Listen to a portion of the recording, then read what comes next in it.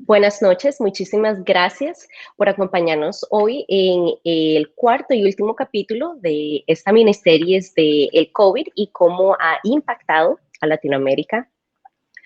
Me gustaría darle un poquito de contexto a toda nuestra audiencia. Bueno, el coronavirus llegó a Chile el 3 de marzo y según la Organización Mundial de la Salud, Chile ocupa el 9º lugar mundialmente.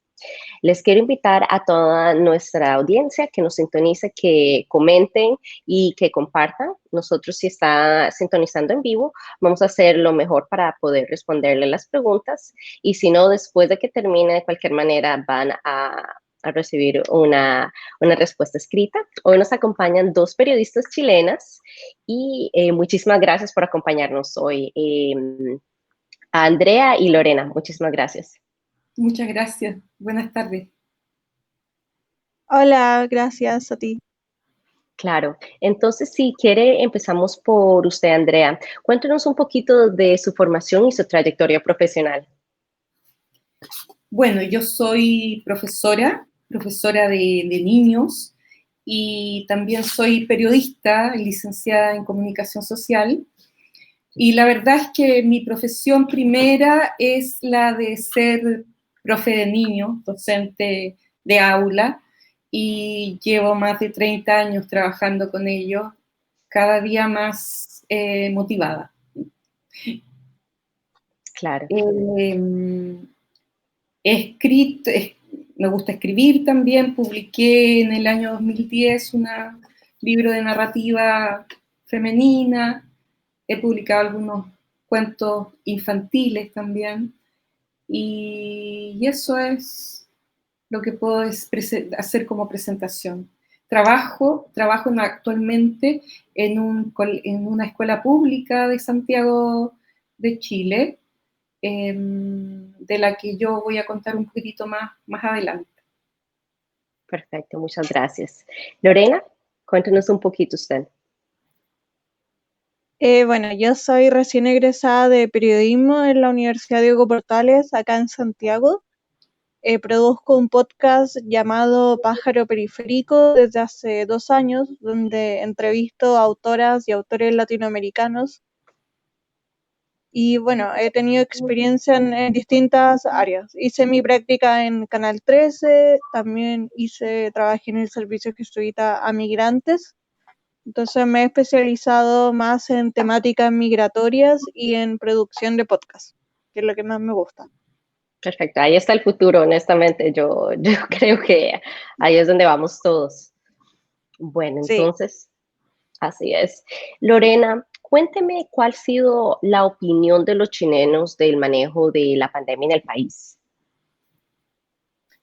Yo creo que está muy polarizado y que se ha notado mucho la improvisación de algún modo del gobierno, porque se han ocupado distintas estrategias, hubo un cambio del ministro de Salud, la cuarentena ha sido muy larga, entonces creo que por lo general la opinión no ha sido muy positiva.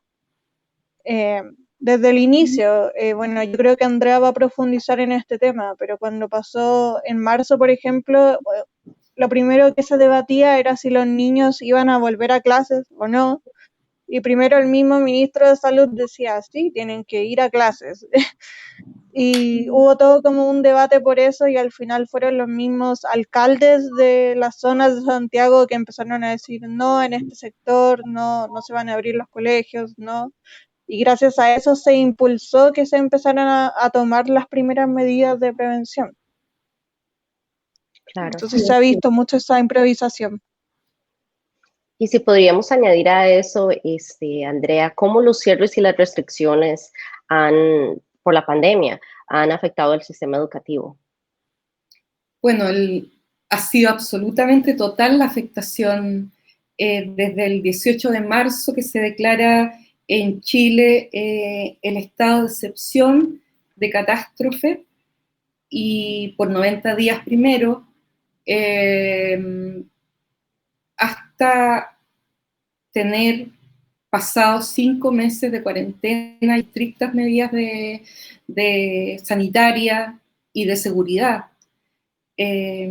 Así es que hemos estado con un estrés y un trauma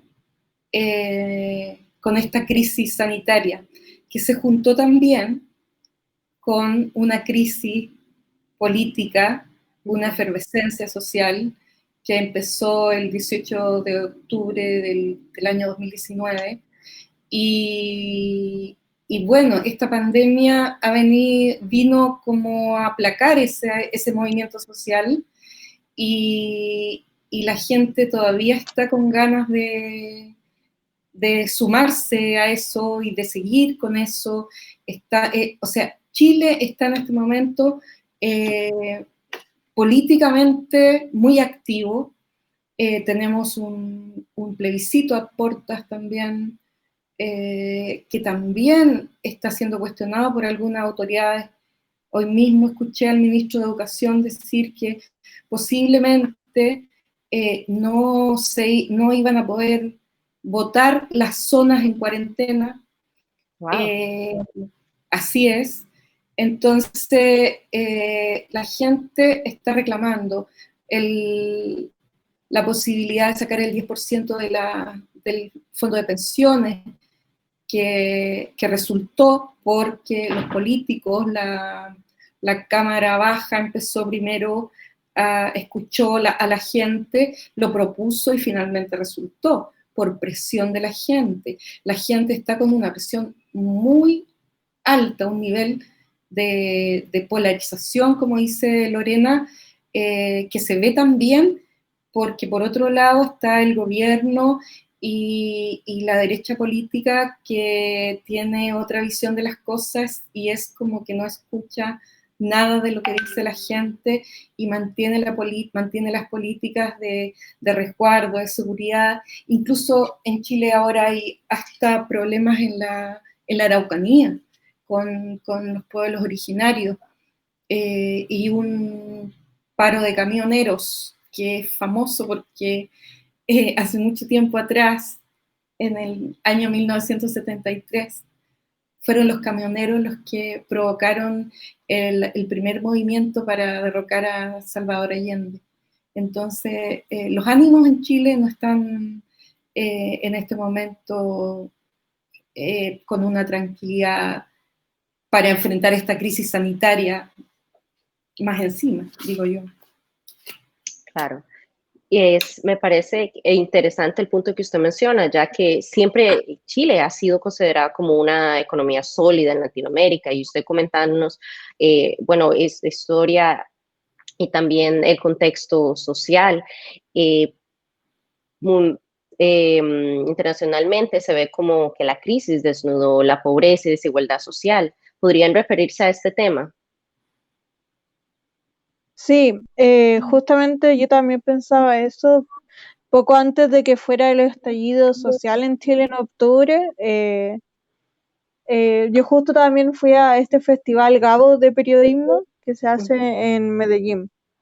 Y claro, y justo pasó que en ese momento estaba ocurriendo el estallido en otros países. En Perú estaban teniendo este problema con los presidentes, en Bolivia también estaba una crisis. Y yo les decía a los otros periodistas como, no, Chile está bien, Chile tiene una democracia bien. El mismo presidente Sebastián Piñera dijo que Chile era un oasis en ese mismo periodo de tiempo. Y claro, después en octubre pasó este movimiento social donde ya toda la gente se manifestó por temas que venían desde hace mucho tiempo, como es la educación pública, la salud. Chile es un país muy costoso. Entonces, quizás uno se puede quedar con la imagen de esta ciudad bonita, pero hay mucha pobreza en Chile y hay mucha desigualdad. Sí, claro, con la pandemia se puso enfoque. Uh-huh. ¿Cómo ha respondido el sistema hospitalario a la pandemia? ¿Cómo ha sido el manejo de pruebas, de la trazabilidad? ¿Qué me podría decir al respecto? ¿Lorena? Bueno, sobre eso ha habido igual hartos problemas. Se manejó la cifra primero de los ventiladores para tener la respiración, Uh-huh. y se iban bueno, gracias también a una periodista chilena, Alejandra Matus, que ella empezó también a investigar bien las cifras de esto. Porque nosotros mismos como chilenos empezamos a desconfiar, o quizás estoy generalizando mucho, pero la gente empezó a desconfiar de las cifras del gobierno. Entonces está ese problema de que, claro, ¿cuál es la capacidad que tenemos de camas, de ventiladores? Muchas veces se decía de que las personas contagiadas, después de 2 semanas, el mismo ministerio las dejaba de considerar contagiadas, porque ya habían pasado 2 semanas que se decía que era lo que duraba el coronavirus, entonces después de ese periodo ya no se consideraban como contagiados.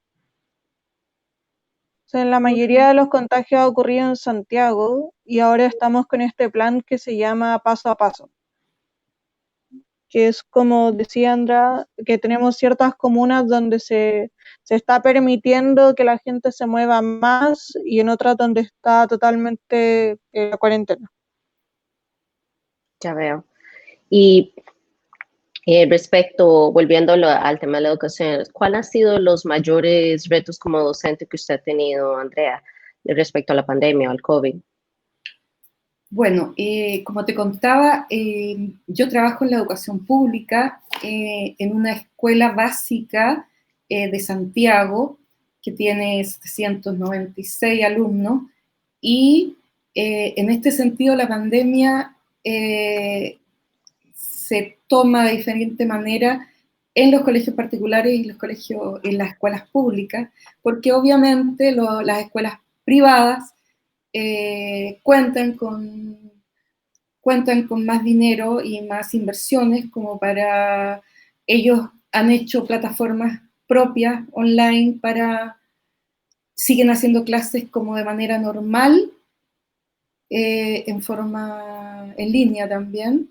Así es que ellos de alguna manera revirtieron enormemente y rápidamente esto de la educación presencial a la educación en línea, y yo creo que lo han hecho bien, pero la educación pública está choqueada, se quedó estancada, y ha tenido que sobrevivir, yo creo, a esta pandemia con méritos de liderazgos propios y personales. En el caso de mi escuela, yo creo que el liderazgo ejercido por la directora de mi escuela, la señora Catherine Flores, fue súper importante, y por eso que nosotros como queremos dar a conocer esa experiencia, porque se trató de voluntades personales. O sea, nosotros estamos haciendo, en esa escuela pública, estamos haciendo clases online, estamos haciendo cápsulas, estamos haciendo contención emocional para los niños con la psicóloga, estamos haciendo asistencia social con el equipo psicosocial del colegio. Se ha creado una sinergia positiva, porque primero nos preocupamos de nosotros, de la contención emocional nuestra, de los papás, de los niños y de los docentes, y luego esto se fue creando en base a esa misma contención, y se fue generando el trabajo pedagógico en base a esa misma contención. Todos nos importábamos y hemos trabajado en forma voluntaria, en horarios voluntarios, incluso hemos tenido que ubicar a niños que han salido al extranjero y que no pudieron volver por la pandemia. Tenemos un gran porcentaje de alumnos extranjeros, tenemos el 40% de niños migrantes de Venezuela, de Colombia, de Perú. Uh-huh. Y bueno, nos necesitan, pero lamentablemente esto no ha podido ser replicado en todas las escuelas básicas. Además, en las escuelas básicas no solamente se entrega educación, hay un número importante de niños vulnerables o con necesidades especiales o que necesitan apoyo económico de la escuela, ya sea en almuerzos, en vestuario, en contención psicológica, tratamiento psicológico por necesidades, por algún trastorno familiar o personal. Entonces, la escuela pública es un refugio para la familia en Chile, y a pesar de que la escuela pública en Chile estaba siendo ignorada prácticamente por las autoridades, con la idea de que fuera a llegar a ser toda la educación privada, esa es la idea, siendo abandonada con inversiones, con pocos recursos. La gran oleada de migrantes desde hace 10 años ha logrado revitalizar también la educación pública en Chile. Todas las escuelas públicas en Chile tienen gran cantidad de niños extranjeros, y eso ha revitalizado y ha hecho un poco más visible la actividad de la escuela pública en Chile, que ha sido tan vilipendiada muchas veces políticamente, en las grandes conversaciones de las autoridades. Claro. Voy a tomar un momentito para decirle, bueno, gracias a Emel, Daisy, María Andrea, Sonia, Bernadita, Marcia y Estefanía, que nos están sintonizando. María nos puso en los comentarios: los matices de la historia de Chile se han visto reflejados en carencias de los servicios básicos de salud, educación y economía. La realidad quedó al descubrimiento de la inoperancia de nuestro gobierno al poder adquisitivo se salva esta crisis. Y bueno, esto es lo que usted me estaba comentando, Andrea. Entonces, entiendo que no hay como una lista, un protocolo, una dirección viniendo de las autoridades para decir, ok, tenemos educación pública o tenemos esta crisis en los hospitales, no tenemos esta desconfianza del pueblo, que eso es lo que vamos a hacer al respecto. Más bien ha sido lo contrario, por lo que estoy entendiendo. Así es, exactamente. Asimismo, como dijo Lorena, acerca de la salud, también hay improvisación, también hay decisiones poco coherentes con la realidad que se está viviendo. Claro. Varias fuentes consultadas, entre ellas la Universidad de Chile, afirman que cientos de familias se vieron afectados los ingresos y han sido forzadas a albergarse a campamentos. ¿Qué nos puede decir de esta situación social? Lo que pasa es que en Chile el problema es que mucha gente no tiene casa propia o no tiene dónde vivir. Entonces el problema que pasa es que todo esto también se debe a la flexibilidad que se da entre la persona que arrienda y la persona que tiene la casa. Ahora, se han tomado medidas de algún modo para proteger económicamente a las personas, pero han sido muy pocas. Se han entregado bonos, por ejemplo. Como comentó Andrea también, hace muy poco se hizo una votación para que los chilenos pudieran sacar el 10% del ahorro de sus pensiones y utilizarlo en esta época de crisis para pagar los gastos que surjan y lo que se quieran gastar. Claro. Entonces, creo que eso ha sido lo principal en tema de vivienda, que depende de la flexibilidad de la relación que uno tenga. Claro, ¿y cuál es el ambiente? Me imagino que el ambiente en los campamentos, ¿qué grupo social está recurriendo a esto? ¿Hay de todo un poco o más los más afectados o los más afectados? Yo creo que, como comentaba Andrea también, la población migrante en Chile es la que se ha visto más dificultada con toda esta situación, porque muchos de ellos, en un principio, cuando se empezaron a cerrar las fronteras, muchos de ellos estaban intentando volver a sus países porque ya no tenían muchas opciones de trabajo acá en Chile. Uh-huh. Entonces ocurrió que muchos se quedaban estancados en la frontera, no tenían cómo cruzar porque en Perú, en Bolivia, empezaron a ser más estrictos con cómo cruzar la frontera. Entonces se empezó a producir ese problema que la gente quedó varada de algún modo. Ya. Y de ahí fue donde nacieron los campamentos. Ujú. Analistas políticos predicen que en las próximas elecciones pueden surgir candidatos populistas. ¿Cuál es el consenso de la población? ¿Qué expectativas tiene el pueblo al respecto? Bueno, ahora también, como comentaba Andrea, se vienen las elecciones del plebiscito, que es para cambiar la constitución chilena que está desde los 80 cuando inició la dictadura. Entonces yo creo que eso nos va a decir igual un poco de un índice de qué va a pasar después, si la gente va a votar, se esperaría que mucha gente votara debido al movimiento social que fue tan fuerte en octubre, pero ahora con este contexto también se está improvisando como hemos comentado. Entonces, claro, está la duda, por ejemplo, ahora si la gente que tiene COVID va a poder votar o no, cómo lo va a hacer. Son cosas que todavía se están discutiendo. Entonces, yo tampoco veo que haya ni tanto de oposición ni del oficialismo, que haya como candidatos fuertes para las próximas elecciones. Son los mismos rostros de siempre. Entonces eso también es lo que causa que poca gente vote, que poca gente, en especial los jóvenes, no estén interesados en política.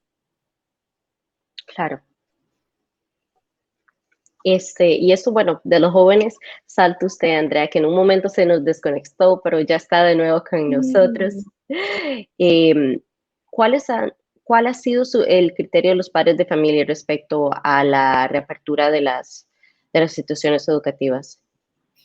Bueno, nosotros, entre tantas cosas que hemos hecho, hicimos también una encuesta después del primer semestre, para recoger la opinión de los papás en relación a esto de la reincorporación a las clases, y el resultado de esa encuesta fue que el 88,5% de los papás dicen que no mandarían a sus hijos al colegio si es que hubiese una reapertura de clase. Hay que entender también que en Chile el año escolar comienza en marzo. Uh-huh. Entonces nosotros estamos en esta fecha comenzando el segundo semestre del año. Las clases terminan en diciembre. Eso también está en concordancia con lo que manifiesta el Colegio de Profesores de Chile, que hoy día daba una declaración muy firme de que las condiciones no están dadas para el retorno a clases de los niños. Asimismo, con el Colegio de Profesores está también la Asociación de Padres y Apoderados de los Colegios de Chile, y que también están de acuerdo, trabajando muy codo a codo con el Colegio de Profesores y manteniéndose firmes en esa postura de que los niños no pueden reingresar a clases presenciales ahora. Tampoco he visto ni la más mínima atisbo, ni el más mínimo atisbo de que en los colegios, por ejemplo, se vaya a hacer un diagnóstico del espacio, una reestructuración de las salas, un manejo de los baños, de los espacios comunes, nada, ni siquiera los colegios están absolutamente cerrados. Entonces, no veo en realidad nada de eso, a no ser que de repente el ministro de Educación amenace con que los niños tienen que volver a clase, suscitando también reacciones, la mayoría adversas hacia esa opinión, porque no estamos en condiciones de entrar con los niños a clases presenciales este año. Bueno, le cuento que acá yo vivo en la Florida y en este estado se abrieron las clases y no estuvimos se puede discutir el hecho que no estamos preparados todavía para abrir las clases. Hubo escuelas, por ejemplo, locales, que tuvieron casos el mismo día, el primer día de clases, porque el año lectivo acá acaba de empezar en agosto y tienen un espacio entre medio de las vacaciones de invierno y es como a mitad del año no regular. Y lo podemos ver, que tal vez está tratando de evitar en Chile, lo podemos ver ahora, que sí se le dio la oportunidad a muchos padres y ellos querían que fueran a la escuela y esto es lo que ha pasado. Ha habido las clases no estaban completamente preparadas, muchos profesores, muchos docentes, muchos maestros han tenido problemas con esto. Claro, hay clases y profesores de que se les ha hecho más fácil porque la clase de los alumnos son menos que en un año regular, pero aún así tiene muchos retos que en este caso estamos viendo. Claro, hay muchas cosas que considerar para que la vuelta de clases de los niños. Incluso la práctica del hábito de no acercarse. Es muy Estábamos difícil. estábamos conversando el otro día y nos decía, ¿cómo vamos a volver a clase? ¿Cómo vamos a evitar que el niño que tiene sed vaya y saque agua de su boca del grifo? Es muy difícil. Y el simple hecho de usar la mascarilla constantemente, o sea, como adultos a veces es muy difícil mantenerlo, especialmente a un niño que si le incomoda, se lo va a quitar, o a los amigos en manera de broma se lo va a quitar, o va a toser encima. Es un problema que acá lo estamos viendo. Sí, se genera mucho problema, es muy complicado. Así es, sí. Bueno, siguiendo en el tema de los alumnos, usted y sus alumnos están trabajando en un proyecto recopilando las experiencias sobre la pandemia. Usted nos habla un poquito al principio sobre eso. ¿Qué desean lograr con este emprendimiento? Bueno, este es un proyecto que nació de la dirección del colegio, del equipo de gestión del colegio, y porque la verdad, y fue también, es una forma que yo creo que es súper importante para mí, de visibilizar esto que estaba comentando yo, de la capacidad de una comunidad que como colectivo logra sacar adelante un proyecto educacional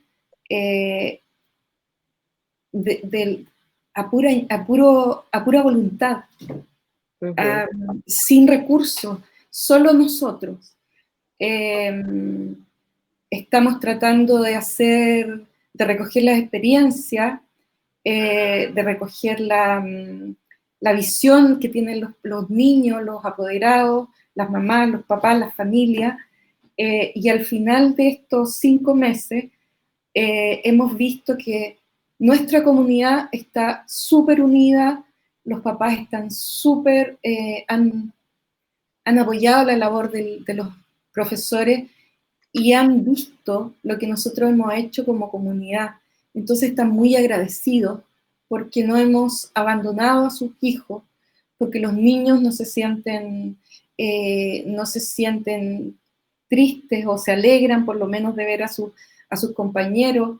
Generamos actividades recreativas, generamos bailes, generamos cosas comunitarias que nos hacen sentir que estamos en el colegio, mensajes, y yo creo que ese factor humano que nosotros hemos trabajado y que hemos visibilizado y que hemos resaltado en la escuela ha sido de gran importancia, nos ha llenado de satisfacción y queremos darlo a conocer porque es demasiado y es bonito. Como experiencia humana es bonito. Es una crisis, son momentos difíciles, incluso vivimos el momento tan difícil de repente de la familia de nuestros alumnos, que alguien fallece por COVID, que la misma familia de la directora en algún momento durante este periodo se contagia.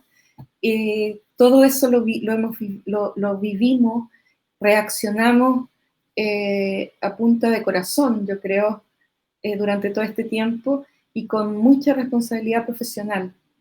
Y de eso estoy muy orgullosa del equipo del que yo formo parte. Y por eso que queremos darlo a conocer. Queremos hacer un documental, queremos mostrarlo, porque de verdad que es algo necesario para que otros aprendan de nuestra experiencia, yo creo, o para tenerlo de recuerdo, no sé. Sí, claro, para un futuro se vean, porque en historia siempre van a tener este tipo de experiencias que estamos viviendo ahora y es importante verlas de todas las perspectivas, así como de el lado periodístico, el lado de educaciones, del lado de los alumnos. Como usted comentaba, uno está preocupado cómo uno está lidiando con los sentimientos que la pandemia le está causando, pero aún así ellos también están lidiando a su manera y tal vez no tengan eh, una plataforma para demostrarlo y para tenerlos para un futuro. A las dos, ¿les gustaría añadir algo que tal vez no le haya preguntado, algún tema que les gustaría resaltar? Sí, Lorena. No, tú.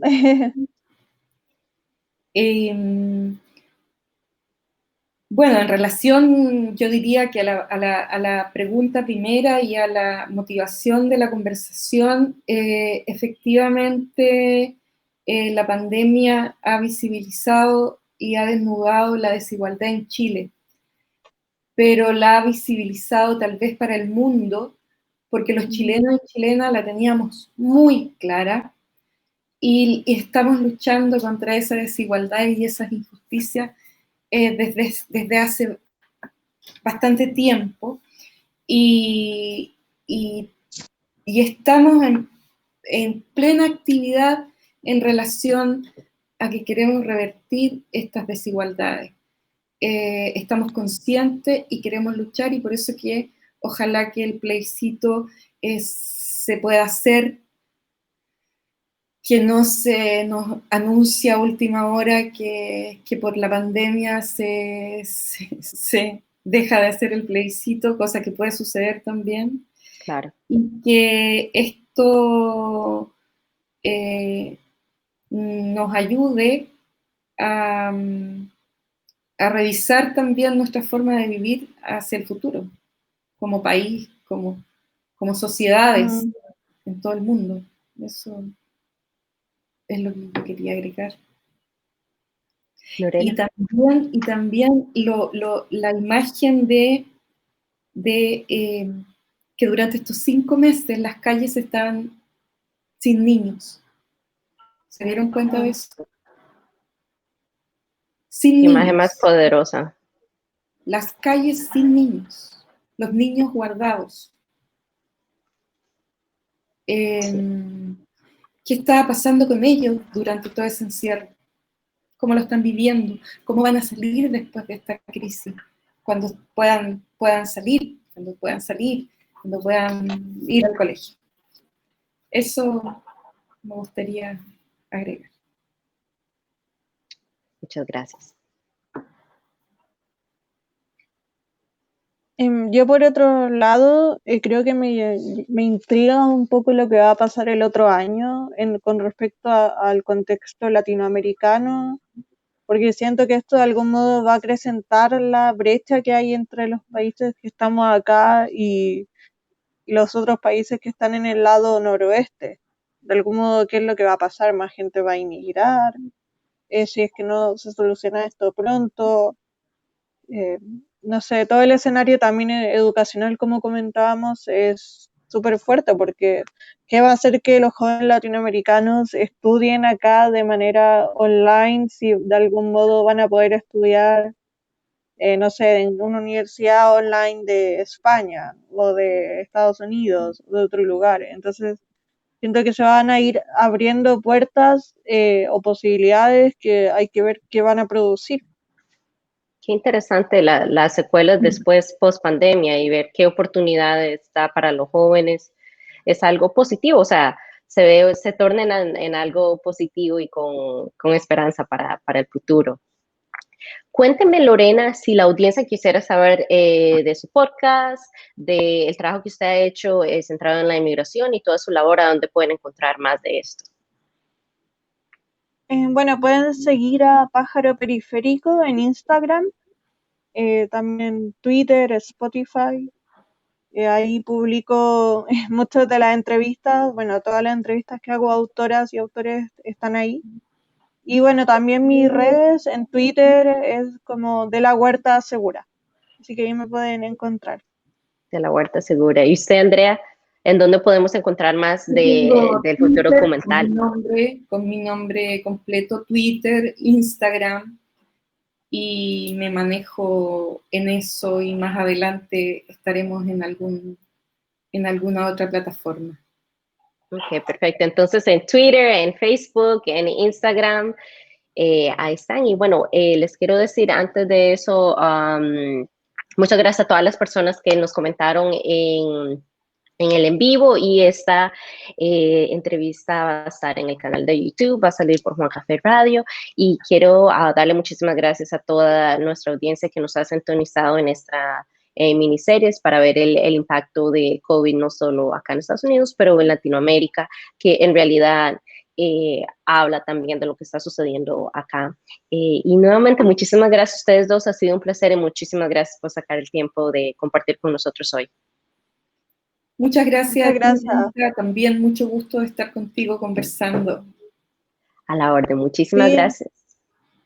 una bonita experiencia, así que interesante conversar estos temas. Así es. Muchas gracias y buenas noches.